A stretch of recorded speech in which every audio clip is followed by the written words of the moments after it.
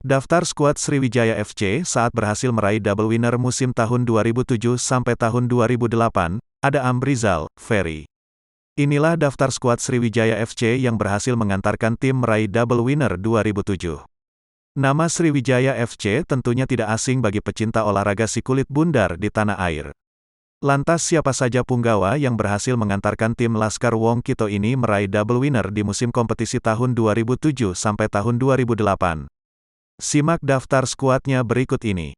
Penjaga gawang, Ferry Rotinsulu, Dede Sulaiman, Afrianto, Bek, Tony Sucipto, Syafruddin, Doni Fahamsyah, Amrizal, Slamet Riyadi, Charis Yulianto, Isnan Ali, Christian Warobai, Carlos Renato Elias, Firman Syah, Gelandang, Octavianus, Vijay Singh, Sulaiman Alamsyah Nasution, Septarianto, Ben Barlian, Zahrahan Krangar, Amirul Mukminin, Dian Fahrudin, Penyerang, Corinus Cleopas Vinkrel, Eki Nur Hakim, Anoure Obiora Richard, Georges Christian Lenglolo, Kate Jerome Kayambagam.